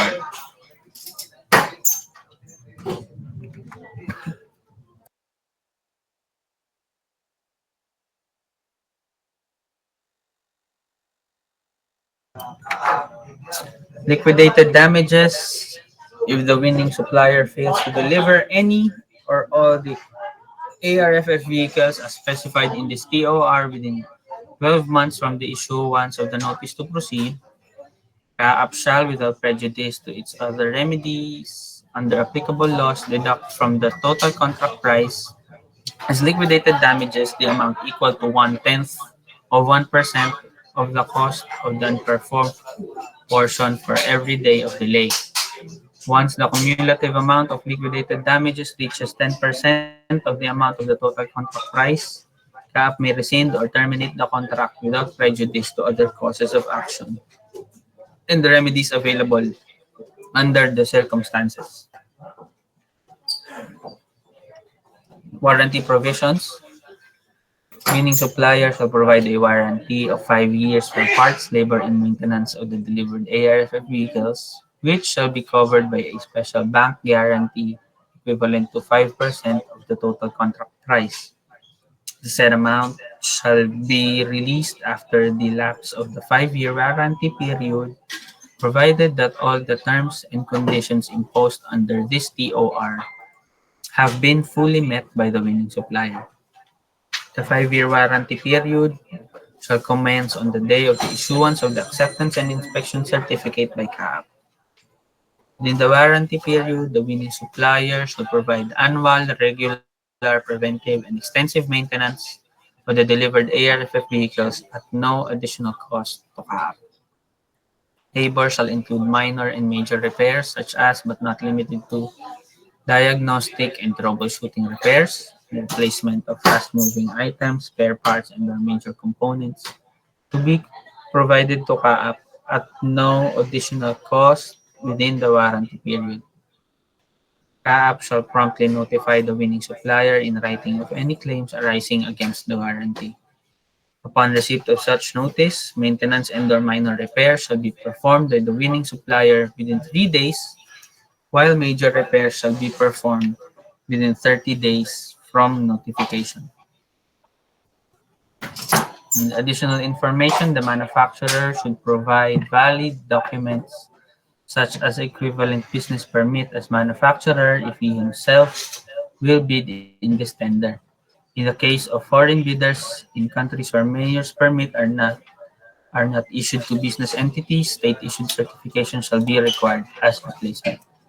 Formats for the following documentation: bid guarantee format, manager's check issued by Philippine banks, maintenance facility format, and manufacturer's format, manufacturer's compliance certification that the ARFFs meet the latest standard ICAO, NFPA, and FAA, any format certifying the ARFF's brand complies and meets the latest standard ICAO, NFPA, and FAA standards. All the accessories and rescue tools of the ARFF vehicle should be provided and/or supplied as the specifications cited and set forth in the terms of reference. However, if the specification for a certain accessory rescue tool is not mentioned in the TOR, that accessory rescue tool should be of standard quality. Standard manufacturer's training to qualified CAAP personnel on operation of ARFF vehicle shall be supplied for transfer of technology.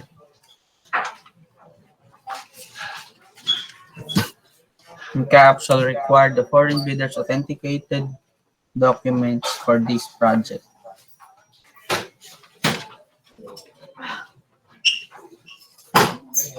CAAP will not pay in the form of letter of credit, and the bidders shall process and pay for the warehouse charges and arrastre.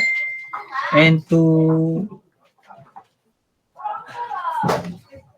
To add to that, this was just not included in the presentation in item 6 for additional information. Number 1, in the event of any ambiguity or conflict arising between the provisions of the TOR and the terms of the bidding documents issued by CAAP, the provisions of this TOR shall prevail. Let me just present the documents checklist for this project.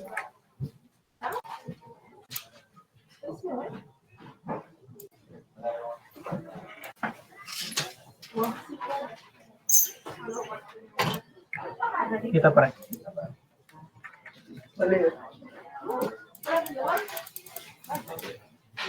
Yan. Okay, for the checklist of financial and technical documents, number 1, technical component envelope, Class A documents. Under legal documents, valid field registration certificate, platinum membership, all pages, or registration certificate from SEC, DTI for sole proprietorship, or CDA for cooperatives or its equivalent document, and mayors or business permit issued by the city or municipality where the principal place of business of the prospective bidder is located, or the equivalent document for the exclusive economic zones or areas, and tax clearance per EO number 3980 of 2005 has finally reviewed and approved by the BIR. Their technical document statement of the prospective bidder of its all ongoing government and private contracts, including contracts awarded but not yet started, if any, whether similar or not similar in nature and complexity to the contract to be bid, and statement of the bidder's SLCC, single largest completed contract, similar to the contract to be bid, except under conditions provided for in sections 23.4.1.3 and 23.4.2.4 of the 2016 revised IRR of RA 9184 within the relevant period as provided in the bidding documents, and original copy of bid security if in the form of a surety bond, submit also certification issued by the Insurance Commission, or original copy of notarized bid securing declaration and conformity with the technical specifications, which may include production, delivery schedule, manpower requirements, and/or after-sales parts, to include schedule of requirements if applicable, and this shall include all of the following documents as an attachment to the conformity with technical specifications. Number 1, schedule of requirements, exclusive distributorship or authorized distributorship of the ARFF vehicle certified and duly authenticated by the Philippine Consulate in the country of origin. Number 3, manufacturer's compliance certification that the ARFF vehicles to be supplied meet the latest standards of any of the following: ICAO NFPA 414-2020 latest edition and FAA. Number 4, documentary evidence that they have a service center or provider counterpart authorized by the OEM located in the Philippines and registered with the SEC. Brochure containing the detailed technical description of its ARFF vehicles. Certification that the ARFF vehicles to be offered are compliant with CAAP's technical requirements. Warranty certificate of 5 years for parts, labor, and maintenance of the ARFF vehicles. Certificate of good standing from the end user of previously delivered ARFF vehicles. Number 9, sworn certification that the model being offered could be supported for at least 10 years in terms of spare parts availability and service from the date of the issuance of the acceptance and inspection certificate. Number 10, Euro 5 emissions compliance certification.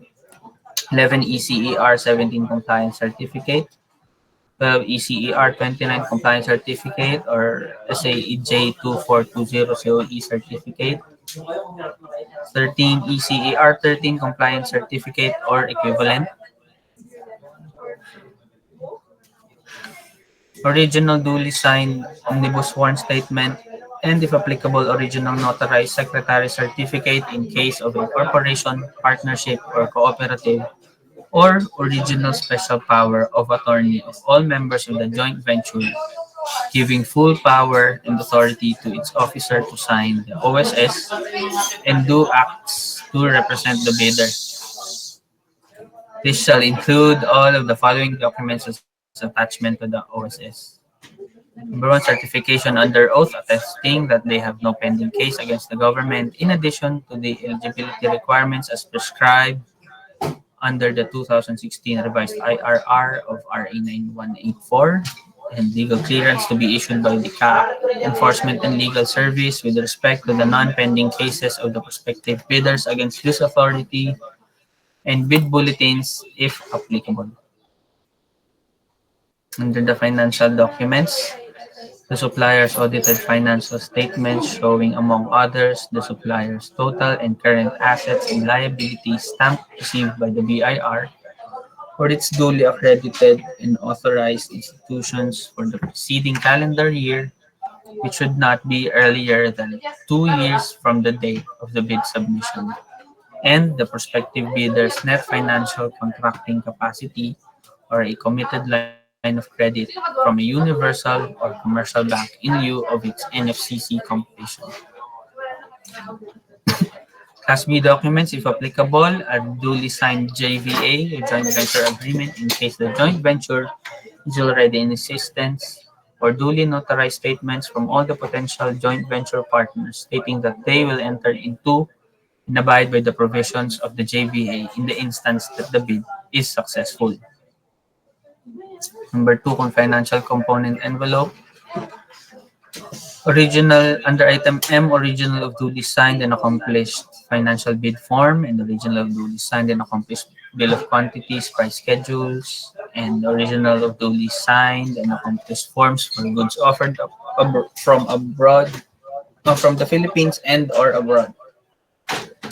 Other documentary requirements under RA 9184 as applicable for foreign bidders claiming by reason of their country's extension of reciprocal rights to Filipinos, certification from the relevant government office of their country stating that Filipinos are allowed to participate in government procurement activities for the same item or product, and certification from the DTI if the bidder claims preference as a domestic bidder or domestic entity. That's it for the checklist. I would just like to show our prospective bidders the performance parameters.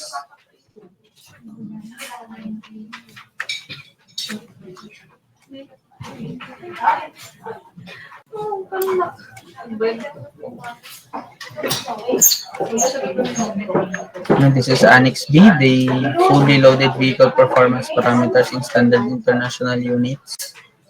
So we have here performance parameters and the minimum usable capacity requirements for vehicles above 6,000 liters.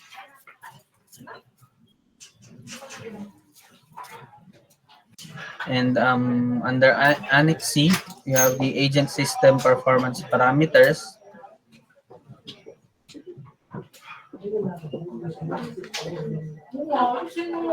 For the water tank percent, roof turret, boom mounted turret, as well as the bumper turret and under truck nozzles.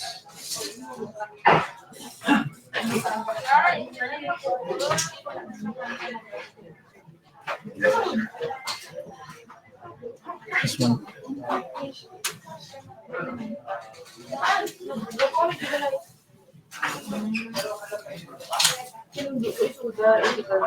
Okay, so that ends my presentation, Mr. Chair. Um, Thank you, and we would like to solicit questions now from the prospective leaders. Thank you. Mr. Chair, the end user and the technical working group are now accepting questions, clarifications from our prospective bidders, sir.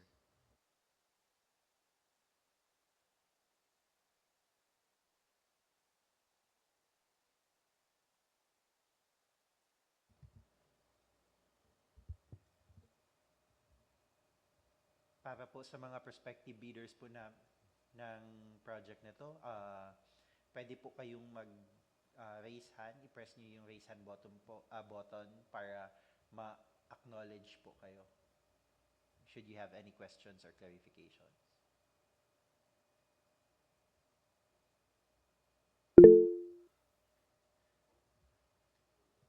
Mr. Chair, we have from Jodar Corporation, would like to be acknowledged, sir.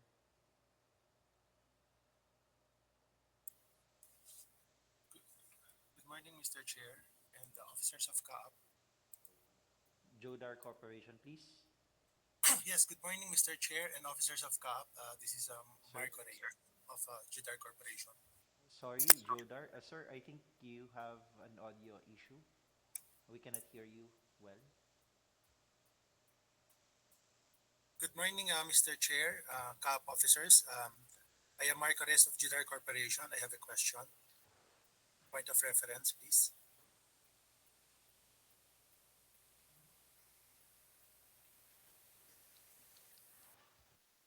Sorry, sir. Still, we cannot hear you po. Balikan na lang po namin kayo, sir. We'll first go with Miss Susan T. Sir, good afternoon. My name is Susan Texon. Sir, may I request if it can be, if the bid opening can be extended by 3 weeks? Since there are a lot of documents to be authenticated by the Philippine Embassy abroad.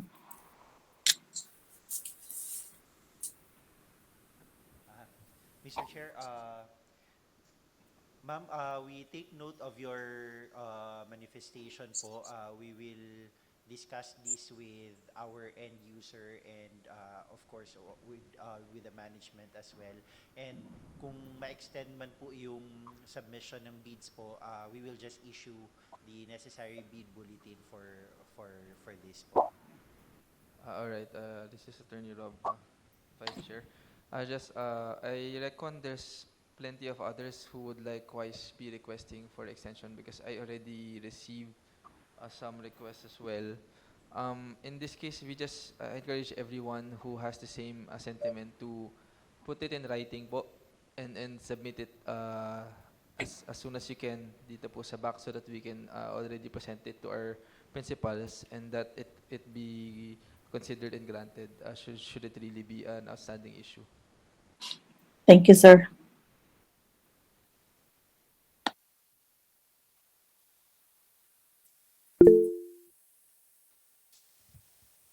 Sir, Nasco would like to be acknowledged po. Good morning or good afternoon. I just want to ask which email address should we send our clarifications in case? Ma'am, you can send your written questions or clarifications po at BAC or bac@caap.gov.ph po. BAC? At caap.gov.ph. Okay, noted po. Nasa bid documents din po siya, ma'am. Nandun po yun naka-indicate sa invitation to bid po natin yung contact details, yung phone number as well as the email address ng BAC Secretariat po natin. Okay, thank you. You're welcome po. Mr. William Vallo. Yes, I'm William Balio from Civic Merchandising Inc. So all our questions should be put in writing. Sir, pwede din po kayong magsulat. Pwede pong, if you have questions now po, if this can be entertained now, then pwede pong mag-raise kayo ng questions. Pero kung sa mga hindi po bring up po ngayon, pwede pa rin po kayong magpadala ng written questions po. I see. Yes, I have clarifications here. For TOR item number 6, bidders must have completed at least 2 contracts for supply and delivery of ARFF within the last 5 years. Can we relax this to the 5 years to 10 years? Because I think airports over the world have not purchased much of ARFF, especially during the COVID pandemic. and purchases has been focused on COVID solutions and prevention. In this TOR, can we relax kaya in 10 years? ADMS, please.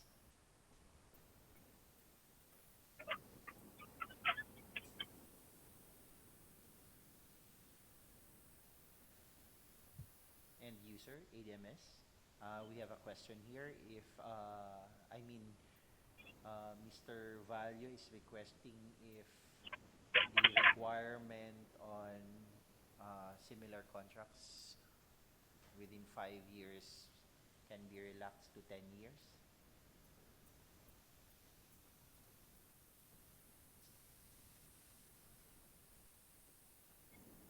6. Actually, sir, we were looking at number 6, and it was about warranty. No, I think the prospective bidder is referring to number 10. Bidder should have completed at least 2 contracts for the supply and delivery of ARFF vehicles. Sir, TOR if item. POR item 6, is that it? Oh, Ah, I see. Oo nga pala, sorry, Oh, sorry, nagkamali ako. 10 pala to. okay, yeah, okay. okay. Item 10. Sir, Opo, sorry, sorry. the requirement for similar contracts was decided by an ARFF committee. So if we can ask the committee first if we can Tom, ganito refer. muna. Yeah, Yes, sir. just to inform everyone, there's a special committee formed by the CAAP just for this particular project, composed of different service chiefs to ensure that the terms are in line with the intention of the organization and the needs. So ang masasagot lang po talaga ng end user right now will be clarificatory questions, but any concerns and any requests for changes in the TOR will have to be raised to that committee as mentioned by our engineer. So I do recommend if it's a recommendation to change or to alter any of the terms, siguro it's best to put it in writing so that all of these will be accordingly considered. So siguro just for in the interest of time as well and for to streamline the flow of the discussion here, let's just keep it with to clarificatory questions if there are things that are unclear. But if it's a request, we do to change, we do encourage everyone to put it in writing po para po official din po talaga. Thank you. Noted po, sir. Noted po, sir. Thank you.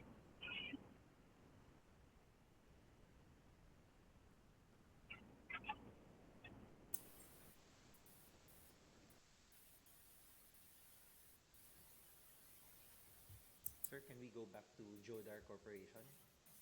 Jodar, please. Yes, good morning, Mr. Chair and officers of CAAP. We just would like to have a point of clarification in relation to the terms of reference on page 42, which refers to the engine. It was stated that 3.1.4 that the maximum speed shall be at least 100 kph because maximum and least are two conflicting statements. So which is which, please?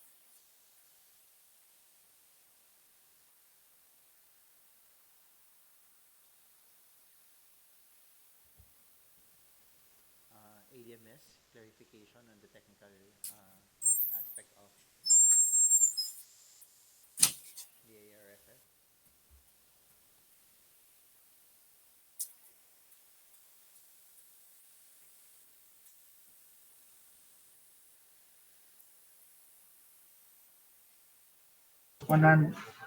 greater than Yes, sir. Actually, as per the performance parameters I showed you earlier, it should be a top speed of greater than or equal 113 kilometers per hour. But we note your clarification and bid bulletin will be issued to address that, sir. Thank you, Mr. Chair or officers of CAAP. I would like also to put on record that we also submitted a letter asking for an extension of at least 3 weeks, which was earlier mentioned by one of the bidders also. Yes, sir. We already received your letter, and this will be presented later in other matters of the BAC's meeting. Thank you, sir. Thank you, thank you. That will be all. Sir, we can entertain last one question, Mr. Chair, and this is from Mr. William Vallo. Mr. Vallo? Tapos na po ako, sir. Tapos na po. Okay po. Sige po. Apo. Any other Thank you po. questions po? One last question po from our prospective bidders. If there is none, then we would like to inform our prospective bidders that you can still write you can send your questions or clarifications to our BAC Secretariat, and this will be forwarded to our end users and technical working group for these to be addressed. So again, the tentative opening of, the scheduled date of opening as of now is March 28th, and bidders still have the opportunity to write your questions or clarifications 10 calendar days before the opening of bids. So, Mr. Chair, having no other questions or clarifications, we recommend to close this item now, sir. All right. We look forward to your written submissions. I do understand marami sa inyong maraming tanong and recommendations. So we will go through all of it. I am myself a member of that committee. So we will go through all of it and make sure that all of the concerns are addressed and replied to. Sige. All right. Thank you. Thank you, sir. Thank you. Thank you. Thank you po. Thank you po. Backsec, please kindly Thank you, thank you. exit our prospective bidders.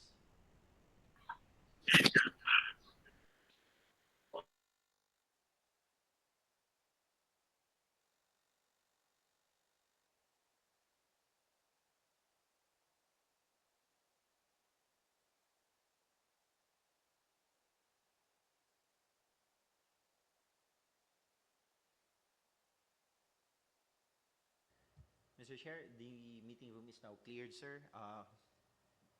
We now proceed, sir, with item 4.1. This is just a determination or confirmation for the mode of procurement